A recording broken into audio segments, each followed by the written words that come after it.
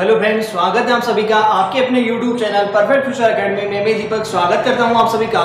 आज जान लेते हैं हम पृथ्वीराज चौहान की महानता के बारे में, वीरता के बारे में, और क्या पृथ्वीराज चौहान और क्या यहाँ पे मोहम्मद गौरी जो था उसका रियलिटी में क्या सच था। जैसा कि अभी आपको मूवी में बताया जा रहा है कि जो पृथ्वीराज चौहान है और जो मोहम्मद गौरी है उनकी हत्या के बारे में इस प्रकार से क्या क्या यहाँ पे युद्ध हुए थे, तो उसका वास्तविक रियलिटी में सच क्या है वो सारी घटना जो है आज हम जानने की कोशिश करेंगे। चलिए तो गाइस, आपको वीडियो पसंद आए तो लाइक शेयर करके ज्यादा से ज्यादा बच्चों तक आपको वीडियो को शेयर करना है। चलिए तो जान लेते हैं यहाँ पे। जैसे कि सबसे पहले बात करते हैं पृथ्वीराज चौहान का जो संबंध है वो कौन से वंश से, ध्यान रखना, दिल्ली का जो चौहान वंश है उस वंश से संबंधित आपके कौन, पृथ्वीराज चौहान।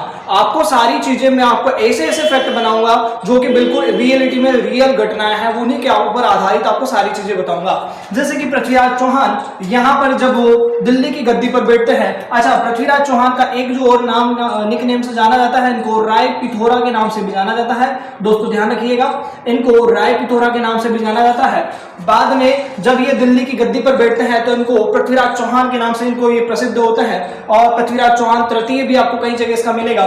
तो चलिए जान लेते हैं यहाँ पे कि पृथ्वीराज चौहान और जयचंद कहीं जाके दोस्त थे और कहीं जाके वही क्या बन जाते हैं, शत्रु बन जाते हैं। रीजन क्या था, किस वजह से ऐसा हुआ, तो वो सारे कुछ चीजें जो कि आपको नई अभी जो जैसे कि मूवी आई है उसके अंदर भी बताया गया है, तो क्या चीज उसकी वास्तविक घटना है उसके बारे में अपन जानने की कोशिश करेंगे। ठीक है, चलिए तो देखिए, दिल्ली की गद्दी पर जब बैठे थे यहाँ पे पृथ्वीराज चौहान और इधर बैठे थे जयचंद जो थे, ये कहाँ के शासक थे, कन्नौज के शासक थे। अब ये दोनों जो थे बड़े ही मित्र थे, जैसे कि आप दो दोस्त होते हैं उस प्रकार से दोनों की दोस्ती थी, बड़ी ही पक्की दोस्ती थी, पक्की यारी थी किसकी, पृथ्वीराज चौहान और जयचंद की। अब यहाँ पे समझिएगा कि जब ये दो दोस्त होते हैं आपस में शत्रु कैसे बन गए और उसका फायदा किसको मिला, मोहम्मद गौरी को मिला। तो वो चीज कैसे हुई, देखिए पृथ्वीराज चौहान जो कि दिल्ली के शासक थे और कन्नौज के शासक थे राजा जयचंद। अब जयचंद की एक पुत्री थी जिनका नाम था संयोगिता। क्या नाम था, संयोगिता। अब एक्चुअल में क्या रहता है कि जैसे कि दोस्त वगैरह रहता है तो दोस्त का आना जाना एक दूसरे के घर पे आना जाना लगा रहता है। जैसे कि पृथ्वीराज चौहान जो है जयचंद के यहाँ आते जाते रहते हैं और जयचंद जो है पृथ्वीराज चौहान के वहां आते जाते रहते हैं। तो देखिए फ्रेंड्स, ऐसा हो जाता है और अक्सर होता रहता है कि यहाँ पर जो संयोगिता थी, संयोगिता धीरे धीरे मन ही मन में प्रेम करने लगती है किसके साथ में, पृथ्वीराज चौहान के साथ में, और पृथ्वीराज चौहान भी चाहते हैं किसको, संयोगिता को। तो अब यहाँ पर दोस्त, आप देखो दोस्ती अपनी जगह है और प्रेम संबंध अपनी जगह है, तो यहाँ पर ये दोनों के बीच में यहाँ पे प्रेम संबंध चलते हैं पृथ्वीराज चौहान और जयचंद की जो पुत्री थी कौन, संयोगिता। अब इन दोनों के बीच में प्रेम संबंध पड़ता है और यहाँ पर ये बात पता चलती है किसको, राजा जयचंद को। अब राजा जयचंद को जैसे ही ये बात पता चलती है कि इनकी पुत्री जो है संयोगिता किससे प्रेम करती है, किससे प्रेम करती है, पृथ्वीराज चौहान से। अब देखो दोस्तों, जैसा कि जैसे ही राजा जयचंद को पता चला, उन्होंने क्या बोला कि अगर वो जो है, देखिए एक तरह से अगर आप देखेंगे तो ये दोनों आपस में मित्र है, और जब जयचंद जो है पृथ्वीराज चौहान को इतनी अच्छी तरीके से जानते हैं कि एक महान योद्धा है, तो उसके साथ में जो राजा जयचंद है उनको भी संयोगिता के साथ, संयोगिता का जो है विवाह पृथ्वीराज चौहान के साथ में करवा देना चाहिए। परंतु जो जयचंद था उसको न जाने किस चहज का अहंकार था, और यही अहंकार जाके आगे जाके भारी पड़ता है किसके ऊपर, राजा जयचंद और पूरे भारत के इतिहास के ऊपर। यहां से तख्त पूरे पलट जाते हैं। जैसे कि यहाँ पे राजा जयचंद जो होता है कन्नौज का शासक और इधर होता है पृथ्वीराज चौहान। अब बात करते हैं इस समय में यहाँ पर मोहम्मद गौरी जो है लगभग अपना अफगानिस्तान जहां है वहां का शासक था कौन, मोहम्मद गौरी। गौरी ने आक्रमण किया किसके ऊपर, दिल्ली के ऊपर। जैसे ही इसने आक्रमण किया, देखो यहां पर मोहम्मद गौरी जो था भारत पर कई बार आक्रमण कर चुका था। जैसे कि गुजरात का शासक मूलराज प्रथम था जिसका नाम था भीम प्रथम ही था, उससे कई बार पराजित हो चुका था मोहम्मद गौरी, फिर भी निरंतर बार बार आक्रमण करता रहा था। उसके बाद 1191 ईस्वी में इसने आक्रमण किया किसके ऊपर, दिल्ली के ऊपर। दिल्ली का उस समय में शासक थे कौन, पृथ्वीराज चौहान। और इस युद्ध में जैसे कि पृथ्वीराज चौहान और दिल्ली के शासक पृथ्वीराज चौहान और मोहम्मद गौरी के बीच में भयंकर युद्ध हुआ। दोनों की सेना आपस में भिड़ी और इस युद्ध को बोला जाता है तराइन का पहला युद्ध। तराइन का पहला युद्ध। दोस्तों तराइन के 3 युद्ध है, कितने युद्ध है, 3 युद्ध है। पहला युद्ध जो चल रहा है तराइन का, ये पहला युद्ध चल रहा है। तो इस युद्ध में दोनों के बीच में भयंकर युद्ध हुआ और अंततः ध्यान रखना किसकी हार हुई, मोहम्मद गौरी हार गया। परंतु देखिए महानता, देखिए पृथ्वीराज चौहान की कि यहाँ पे उन्होंने मोहम्मद गौरी को छोड़ दिया कि भाई इज्जत बला कर दिया यहाँ पे, जो कि एक प्रकार से इसको बख्श दिया और उसकी जान नहीं ली। तो यहाँ पर तराइन के पहले युद्ध में कौन हार गया, मोहम्मद गौरी। अब देखो यहाँ पर बैठे थे दिल्ली के शासक, अभी इनका किस्सा मैंने बता दिया, कन्नौज के राजा जयचंद और पृथ्वीराज चौहान के बीच में यहाँ पर दुश्मनी हो गई। अब जब ये बात पता चली थी, जैसे ही यहाँ पे देखो तराइन का पहला युद्ध हो गया, सारी चीजें एक साथ चलेगी, मैं बताते जा रहा हूँ आपको एंड तक वीडियो में देखना, सारी चीजें आपको क्लियर हो जाएगी। देखो कन्नौज के राजा जयचंद की पुत्री सहयोगिता संबंधी किसके साथ, पृथ्वीराज चौहान के साथ में। अब देखो जयचंद ने बोला कि मैं किसी से भी विवाह करवा दूंगा, परंतु पृथ्वीराज चौहान से विवाह नहीं करवाऊंगा।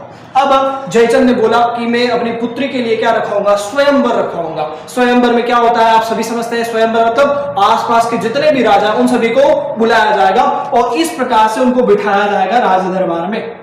अब जो पृथ्वीराज चौहान था उसे जयचंद जो था, जयचंद ने सभी राजाओं को बुला लिया, परंतु पृथ्वीराज चौहान को नहीं बुला। तो यह बुलाया तो यहाँ पर पृथ्वीराज चौहान को क्या लगा, अपना अपमान लगा। और जैसे ये स्वयंवर इसने रखवाया था तो सहयोगिता ने धीरे से मिसकॉल दे दिया था किसको, पृथ्वीराज चौहान को, कि हमारे पिताजी हमारा क्या करवाने वाले हैं, स्वयंवर रखवाने वाले हैं। तो ये बात पता चल देती है पृथ्वीराज चौहान को। तो इसी का अब यहाँ पे देखिए क्या होता है, आगे देखते हैं। अब यहाँ पे स्वयंवर रखवा लिया, यहाँ पे बैठा हुआ है कौन, कन्नौज का शासक जयचंद। यहाँ पर सभी राजा आ गए। स्वयंवर में क्या होता है कि पुत्री को जो वर पसंद आया उसके वर में क्या डाल देगी, गले में माला डाल देगी, वरमाला डाल देगी और वो क्या हो जाएगा, वहां पे उसका पति हो जाएगा। तो सारे राजा हो गए। यहाँ से पुत्री जो है विवाह के लिए माला, मतलब जैसे कि जो सहयोगिता है माला लेकर एक ही राजा के पास गई, इधर से गई, इधर से गई, इधर से गई, सारे राजाओं के पास, परंतु कोई भी राजा उसको पसंद नहीं आया। और कहा जाता है कहानियों में कि ये जो जयचंद था उसने पृथ्वीराज चौहान का अपमान कराने के लिए पृथ्वीराज चौहान का पुतला बनाकर वहां पे रख दिया। तो सहयोगिता भी टैलेंटेड, सहयोगिता ने जाके वरमाला डाल दी उस पुतले के गले में, और पुतले के गले में वाला वरमाला डाल दी, मतलब सहयोगिता को कौन पसंद है, पृथ्वीराज चौहान पसंद है। अर्थात जैसे उसने वरमाला डाली और उसी समय जैसा कि फिल्मों में होता है उसी प्रकार से जो आते हैं कौन, पृथ्वीराज चौहान घोड़े पर बैठकर और बिठा कर ले जाते हैं किसको, सहयोगिता को। अर्थात सहयोगिता का अपहरण कर लेते हैं कौन, पृथ्वीराज चौहान। तो अब जो हुआ जयचंद का, पहले तो केवल अपमान हुआ था, अब तो अपमान का भी क्या हो गया, अपमान। पहले तो घर घर में बात थी, अब जो बात थी पूरे संसार में फैल गई, कि आसपास के राजाओं में फैल गई कि यहाँ पे पृथ्वीराज चौहान ने उनकी पुत्री का क्या कर लिया, अपहरण कर लिया। अब देखिए आगे देखते हैं। जयचंद ने बोला कि चाहे कुछ भी हो जाए, चाहे मेरी पुत्री का उसने अपहरण कर लिया पृथ्वीराज चौहान ने, पर छोड़ूंगा नहीं मैं। ठीक है, अब सहयोगिता के साथ में विवाह कर लिया किसने, पृथ्वीराज चौहान। जयचंद की शत्रुता है किसके साथ में, अब दिल्ली के शासक पृथ्वीराज चौहान के बीच में। अब अकेला जयचंद जो है, ध्यान रखना, पृथ्वीराज चौहान को नहीं हरा सकता। दिल्ली मतलब बहुत बड़ी सेना, मतलब दिल्ली को हर कोई नहीं हरा सकता। अब आपको पता है ये 1191 का अभी मैंने तराइन का पहला युद्ध करवाया था जिसमें मोहम्मद गोरी हार चुका था।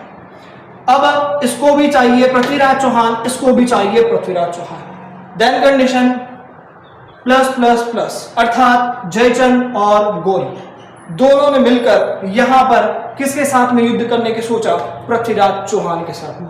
और यही जो होती है जयचंद की सबसे बड़ी क्या होती है, भूल होती है। देखिए यहां पर कितना बड़ा है ये, कितना बड़ा वाला है ये। देखो जयचंद अपने दामाद को मरवाने चला है, अपनी पुत्री के पति को मरवाने चला है। मतलब देखिए आप इतिहास से उठा के देखिए कि ऐसे ऐसे इंसान हुए जिसने केवल अपने अभिमान के लिए किसी क्या कर दिया, उसने अपने दामाद अपनी पुत्री के पति को मरवा दिया। तो देखिए जयचंद मिल जाता है गौरी के साथ में, और जयचंद और गौरी दोनों मिलकर 1192 में दोनों मिलकर आक्रमण करते हैं किसके ऊपर, दिल्ली के ऊपर। इस आक्रमण को बोलते हैं तराइन का द्वितीय युद्ध। तराइन का पहला युद्ध हो चुका था, यह है तराइन का द्वितीय युद्ध। दोनों ने मिलकर आक्रमण किया पृथ्वीराज चौहान के बीच में, दोनों के बीच में भयंकर युद्ध हुआ। पृथ्वीराज चौहान की सेना भी बहुत दम तक लड़ी, परंतु अंततः जो होती है पृथ्वीराज चौहान की क्या हो जाती है, हार हो जाती है। अब आपको पता है पृथ्वीराज चौहान जो है जब हार जाता है तो इसका बदला यहाँ पे तो मोहम्मद गोरी को भी चाहिए था और जयचंद को भी चाहिए था। तो यहाँ से गौरी जो है पृथ्वीराज चौहान को बंदी बनाकर ले जाता है, कहाँ पर, इसके क्षेत्र जो था अफगानिस्तान वगैरह, वहां गजनी वगैरह क्षेत्र। तो यहाँ से पृथ्वीराज चौहान को बंदी बना लिया मोहम्मद गोरी ने, और यहाँ से लेके चला गया। चला नहीं गया, अभी आएगा, अभी समझो थोड़ा रुको, अभी यहाँ पे लेके गया। तो इसको अपने अपमान का इसको भी बदला लेना था, क्योंकि तराइन के पहले युद्ध में ये क्या हो गया था, हार गया था। देखिए जब ये हारा था तो पृथ्वीराज चौहान की वीरता देखिए, उन्होंने इसको छोड़ दिया था। जब पृथ्वीराज चौहान हारे तो इसने क्या कर लिया, इसको एक बार में ही बंदी बना लिया। और ध्यान रखना, जब बंदी बना के ले गया तो बदला लेने के लिए, प्रतिशोध लेने के लिए उसने क्या किया, आग में गरम गरम सलवे करवाए, सलिए जो होते हैं उनको गर्म करवाया और सीधा का सीधा दोनों आंखों में फोड़ दिया। किसकी आंखों में पिरो दिया? पृथ्वीराज चौहान की। और पृथ्वीराज चौहान की दोनों आंखें फोड़ दी। किसने फोड़ दी? मोहम्मद गौरी। और इतना ही नहीं, ये तो कुछ भी नहीं, अभी तो इसने इसकी आंखें फोड़ी है, अभी देखिए और इसका प्रतिशोध क्या होता है। पृथ्वीराज चौहान यहाँ पर जो होता है आंखें फोड़ देता है। अब थोड़े से कहानी नीचे की जयचंद की भी समझ लेंगे अभी आपको। देखो यहाँ पर जैसा कि मोहम्मद गौरी और जयचंद, अभी ये मैं आपको वापस लाऊंगा किसके ऊपर? पृथ्वीराज चौहान के ऊपर। पृथ्वीराज चौहान की आंखें इसने फोड़ दी है, ठीक है। अब ये जो होता है पृथ्वीराज चौहान क्या करता है, मतलब जो मोहम्मद गौरी होता है ये क्या करता है, पृथ्वीराज चौहान के एक राजकवि होते हैं जिनका नाम होता है चंद्रवरदाई। क्या नाम होता है? चंद्रवरदाई, जिनकी रचना आपने सुनी होगी। कौन सी है? पृथ्वीराज रासो। ये जो पूरी कहानी है ये किसके अंदर मिलती है? पृथ्वीराज रासो के अंदर मिलती है, जो कि चंद्रवरदाई की रचना है। अब यहाँ पर ये जो मोहम्मद गौरी था, इसने क्या किया, एक मैदान में खड़ा कर दिया। किसको? एक साइड में खड़ा कर दिया किसको? चंद्रवरदाई को, जो कि पृथ्वीराज चौहान के राजकवि थे। और दूसरी तरफ खड़ा कर दिया किसको?